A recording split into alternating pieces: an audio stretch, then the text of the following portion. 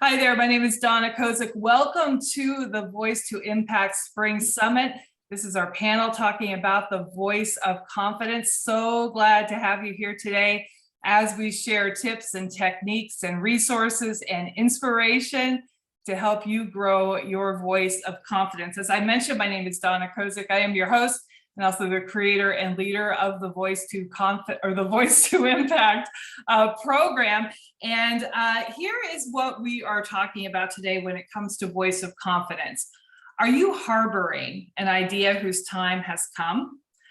Are you afraid to share some of your ideas? Well, today we're here to inspire you to say goodbye to shy and instead empower yourself to share your message with the world while motivating others around you to step up and be the best that they can be as well. So you're going to discover more from our confidence experts today, featuring Sandra Winter, a spiritual pivot coach who empowers her clients to access their inner wisdom and embrace life transitions as opportunities to learn and grow. We also have Maggie Schreiber, creator of Anam Cara House, who wants you to be seen, heard, and validated as someone who no longer has to change who you are to fit in. And then Moira Shepard, author of Love Your Way to Success, who is all about helping you to develop the confidence you need to succeed. Thank you so much for my panelists for being here today. And I have a question that I would like everyone to answer, and that is, how do you become confident when you're scared? Is it a mind shift change that you're doing? Is it an act first, think later? What do you think? Let's start with Moira Shepard. I think confidence is a decision. It starts with a decision. You can decide to be confident at any time. And since you already have confidence living inside of you, if you just notice the part of you that notices I'm scared is the part of you that is never scared. So connecting with that aspect of you helps you to get centered in yourself, get centered in the core of your being. And that's the root of confidence, because the core of your being is love. Because the core of your being is what? What was that again? Love. Love. Yeah, absolutely. So if you look to that part of you that is 100% confidence and lead into that part, then you are on your way. I like that. Maggie Schreiber, what do you think? Well, I think that when we're scared, we need support. And so one of the things that I recommend and what I am creating is this relationship with someone in your life that supports you. So when you're feeling scared and it's hard for you to find that love because it's there, as Moira said, it's there. Sometimes we need to reach out to someone that we trust, someone that can reflect back to us our own love and our own confidence, and share with us that they believe in us. And so one of the things I do when I'm scared, or I offer to my clients, is to reach out to someone you trust and have them support you in finding that confidence. Bring it up, it's already there. Yeah, feeling that lack of confidence is really a lonely feeling. And so I like what you're saying here as related to your area. And we're going to talk a little bit more about that and how reaching out to someone can really help double, triple, quadruple that feeling of confidence in yourself. So that's all it takes sometimes. It's one person to help you out. And Sandra Winter, what do you think? I think that confidence starts with knowing yourself. I think that being grounded in who you really are and what you really stand for, and working that muscle and the times when you don't need it, prepares you for when you do. And I can speak for myself that so many times when I was scared, all I had to do was get quiet for a minute, and then the ideas, the resources would come. When we're scared, there's a part of our brain that kind of switches off. Mm-hmm. But when we center down and access that power that Maggie and Moira were alluding to, then the resources come to us. They're immediately apparent. For sure. That feeling of no confidence is just kind of like a tight, small, it's like, oh, you feel all kind of compact and and anxious. And then when you have that confidence, you can just open up and be your true self and let that shine out there in the world. So absolutely. Hey, Sandra, while we're talking to you, I have a more specific question for you. You're an expert in showing people how to pivot with grace. What kind of confidence is needed for that? And tell us a little bit about that too. Well, it just kind of following along with what I was saying about knowing yourself. The ability to pivot through any big change in your life has to do with developing your inner resources, and it has to do with stepping into confidence even if you don't think that you already have it. What I assist people doing in my practice is developing those resources that they already have and may not know that they have, and becoming the person who finds those resources even when, again, it may not be immediately apparent. If you're scared, then those resources are shut off to you. So what I do is I help people to relax and to recognize who they really are behind all the uncertainty, and to step into the fullness of who they are so that they attract the resources and develop the resources that they need. Mm-hmm. And so important. And you're right too. When you're in the middle of it, like that's all you can see, and you forget about who you are as a person. And I think that's really good to just have someone like you to remind us, okay, this is who I am, and this is what I'm all about. Maggie, your area of expertise is community and relationship, and you have a story about finding friendships when you were young and moving from school to school. Could you share that with us? Yeah, absolutely. I was someone who attended 12 different schools in my career of before I even got into higher education. We moved a lot. And what I discovered in this was if I could go into a place and find that one person that would be my friend, so that was my number one mission. I would go to a new school and I would look for that person that I could connect with. And if I could find that one friend, I knew that I would be okay, and that I could, I'd be able to handle it, and I'd be, that it all would be well. And so that was a skill that was developed as a result of something that could be very traumatic, moving and starting over, and I was able to take that and then foster it into really a skill that supported me in my life's work, which is relationships and friendship. So that's what I did. Yeah, and I think that even, first of all, just moving from school to school so many times when you were young, that would be quite a feat to reach out there and make friendships. But I think we've all felt even that feeling of loneliness, even if we were in the same school for all of our 12-year Yes. educational career, of like not having a place to sit at lunch or something like that. Maggie, just a follow-up here. Can you describe like one of the friends that you made when you went to a new school? Yes. Actually, she has become one of my closest and dearest friends. Um, Actually, she's an extrovert, very outgoing. And interestingly enough, and I'm more of an introvert, our relationship developed because once again, we were both moving our freshman year. We were moving 2 cities right next to each other. And so that circumstance brought us together. And I thought, how can I be her friend? She's so outgoing and popular. That circumstance created this opportunity to bond and to really support one another in yet another move. And we were in each other's weddings. She's gone through some really challenging events in her life. I've just been going through some really challenging events, and so we're there to support each other.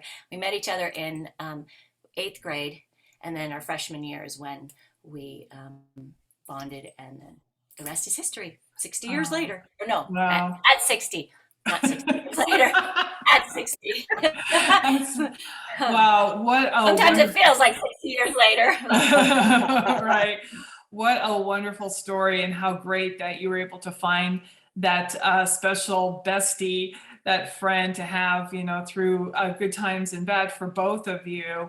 And just such a cool and important relationship, and really something interesting to explore, which I know that you do. And by the way, if you are registered for Voice to Impact, for those who are here, I will be sharing more information about our speakers and how you can connect with them. You can look for that to come in your email as a reminder, because they have something special to share, and would love to connect with you as well.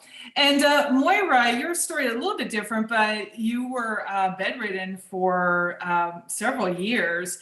And I don't know if it was a matter of confidence for what you heeded a call, but can you tell us a little bit about that, and what got you up and going again and out in the world?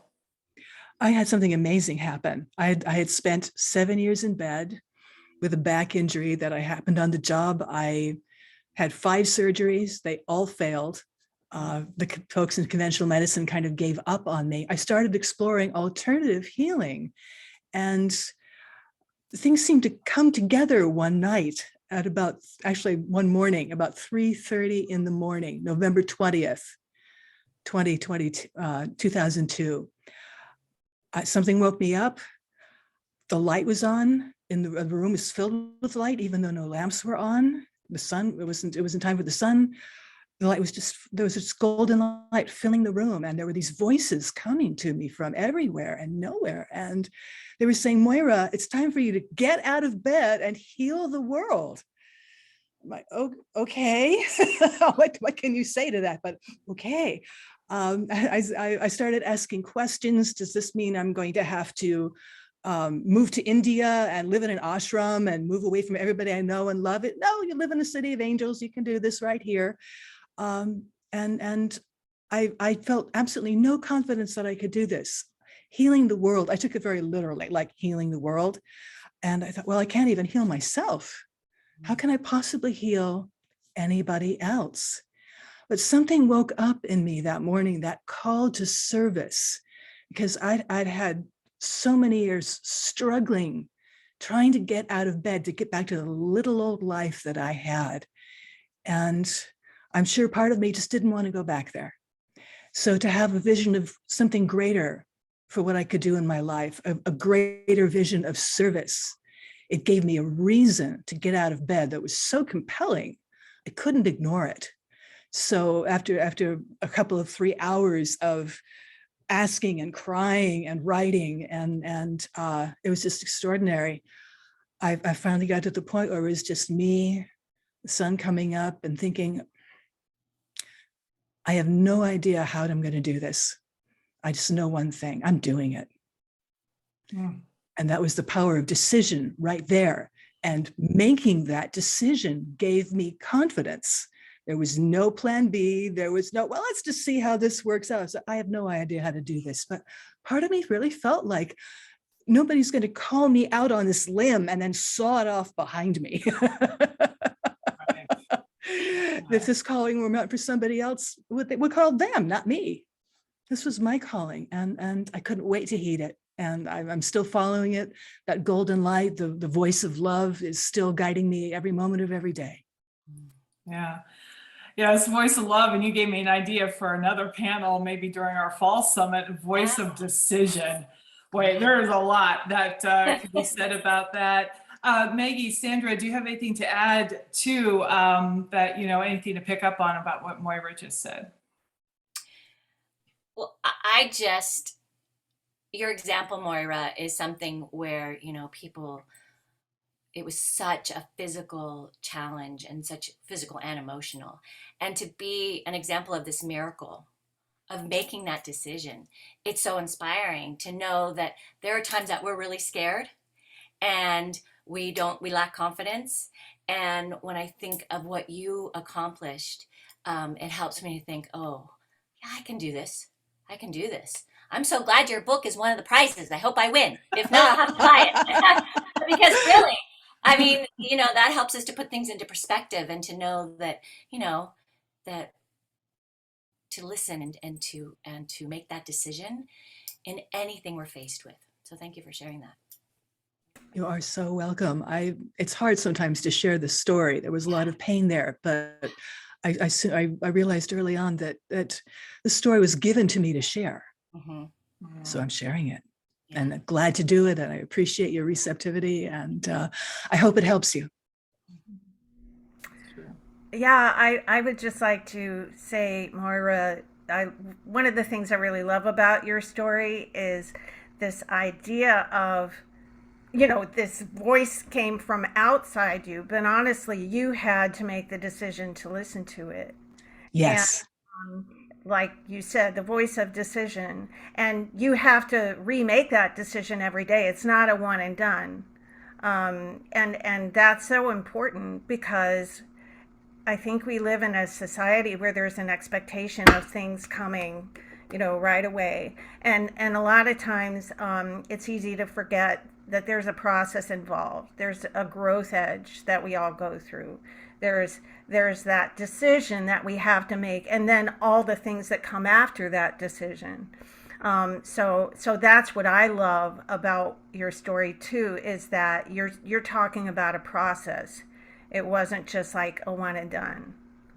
That's an excellent point, and thank you. You're right. You need to make the decision to be confident, to the decision to share your message every day. As you say, it is never a one and done. It would be nice if it were, but since it's not, how great that we've all come together to share people how to tap into the confidence that lives inside each and every one of us. Absolutely. Absolutely. By the way, if you're here again, welcome. And if you have a question for one of our panelists, go ahead and type that in the chat. And I will convey that to them. And in the meantime, talking about pivoting, Sandra, you're an ordained minister. Is that right? Yes. And you're used to speaking in front of groups of people. And then, but during Voice to Impact, my program, we focused more on video skills. Can you talk a little bit about how that was different for you? Oh my gosh. Well, I'm an ordained minister, yes, and I also have a theater background. I'm used to, performing and being on stage and that sort of thing. But working with the camera was always sort of a place that I lacked confidence, frankly. And with your class, first of all, we have such a great group of people in our class. Everyone is totally amazing.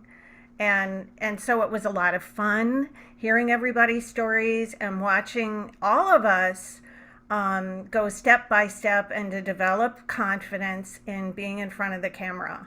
And that was a big growth edge for me. But you made it so easy, Donna. Honestly, I just felt like you had me by the hand and you were saying, no, come on in, the water's fine. you know. And that was, I think that was the thing, one of the biggest takeaways for me. And it just sort of affirms this whole process that we're talking about too, of the growth edge that we all go through. This was a growth edge for me. And so the class every week, having the chance to practice and new things to work on, was really, really helpful to me and built my confidence for sure, where I didn't really have so much before. That is great. And Maggie, I remember the conversation that we had when I was just, I think it could have been the first time we ever actually spoke on the phone, and how this kind of like mutual passion that we had for sharing our message and getting it out there in the world. And I was just wondering how in the last few weeks or months, how have you developed your voice to share your message? Well, there's two things that have happened for me. One is the clarity around the actual verbiage, like what I knew what the feeling was, but to actually be able to put it into words and to be able to express it clearly. The passion was there. It was just I didn't know how to voice it, and so, or how to speak it. And that was one of the things that you really helped me with, the clarity on what to say, and so that people understood, because my business, the Anam Cara, Anam Cara House, Anam Cara is like, what the heck is that? You know, so I have to really be able to educate people that Anam Cara is a soul friend, and it's a Celtic tradition that you have that one person that supports you, you're going to be okay. So that really was helpful. But the other thing that happened, which was unexpected, you know, I thought I was going in to learn. I love video, actually. I kind of have fun with video. I do Facebook Lives, and so that wasn't where my cutting edge was or is. What happened was a personal thing. And over these last, well, the beginning of the year, I've been through some challenges. And recently, we're looking to put my sister into assisted living. She's 18 years older than I am, and I was raised by her and her two daughters. We were raised as sisters. And it's been very challenging to work with family members that we all have the same thing in mind, right? We all have the same focus, her well-being, her care. We love her, but we all have a different opinion. And I've been able to really stand up and not people please and not sacrifice and really say what truly is, you know, I really had a voice. So much that I was even able to say, I'm stepping back and I'm stepping out for right now because this isn't working. And so that was something that came, I think, as a result of being in this class, you know, voice to impact. And I'm very grateful for that. Very unexpected and very great value. So I didn't want, the business part is really important, but I also wanted to share the actual personal thing that came from it. So. Well, thank you so much for sharing that and being vulnerable to share that. And also we send, of course, the best to you and your sister and the family and yourself for that as well, because even when we do step out in confidence and when we find our voice, it's still a little bit of like, you know, shaky sometimes and, you know, kind of like banding on new legs. And so we send good wishes and support for that too. So that's just amazing. And just a reminder for those of you who are here live, just stick around. In a few minutes, we are going to have some door prizes, including a copy of Moira Shepard's book, Love Your Way to Success. Moira, you and I have known each other for years. We've gotten together in person, which has just been a joy. And I just love having you in my programs. And of course, you are usually our Monday moderator for the coffee cooler and the study halls. So I'm just curious if you know, anything has developed for you in the past few weeks with the Voice to Impact program. I've definitely gotten more comfortable with video. When making videos is part of the requirement, it's like, okay, I am doing this, I am doing this. And what really has been helpful for me is you give us, we've been on these different tracks: promote your book, market your services, develop your speaker platform. And with each one, you gave us, you need this kind of video. You need a video about this, and this. I'm like, oh my gosh, that is so clarifying, because I'm one of those people who gets a million ideas and gosh, where to start? So it's a high class problem. It's really not a problem at all, but it's something I have to wade through very often. And the clarifying power of do this video first, then this one, then this one, then this one. It was just like, okay, this is helping me clarify my message, hone it down, get it down to 1-2 minutes, something like that, and get across something in a really powerful way. So I've become more confident about my message because each little clarifying moment triggers more clarifying moments. And I just, on a more personal level, I'm just getting a sense of myself as a leader that I haven't had before. It's like my baseline level of confidence has gone up in an extraordinary way. And I think that's one of the best reasons to do a program like this. I mean, I love the idea of, you know, empower people, change the world, share your message. All of that is fantastic stuff. But I saw Jim Rohn speak once, the wonderful business philosopher. And the thing he said that's always stayed with me is, whatever you do, don't do it for the result or what you're going to get. Do it for who you become. And whew, that just lit up something inside of me. And who I am becoming as a result of doing this program is, thank you. It's just extraordinary. Thank you so much. Oh, well, it is my pleasure, my privilege to work with all of you. in this program. And I agree.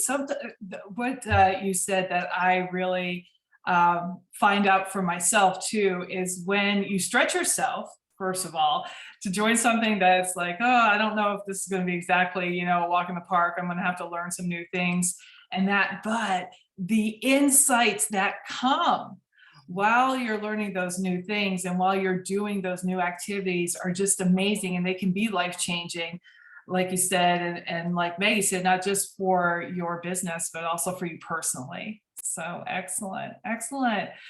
All right, very good. Teresita says, hi, Donna. All three of your speakers look confident and sound confident. We are learning so much from them and you. Thank you. Well, it is, again, my pleasure and our privilege to bring this to you this morning. I am going to bring this recording to a close, but if you are here live, please stick around because we are going to have a drawing for some door prizes this morning. And again, my name is Donna Kozik. I am the creator and leader of the Voice to Impact program. So excited to bring you this Voice to Impact Summit. And thank you so much to our speakers this morning, Moira Shepard, Maggie Schreiber, and Sandra Winter. I love you. Thank you so much for being here. And thank you for watching our Voice to Impact Spring Summit. The voice of confidence is what we've been talking about. Do what you can do to express your confidence out in the world today.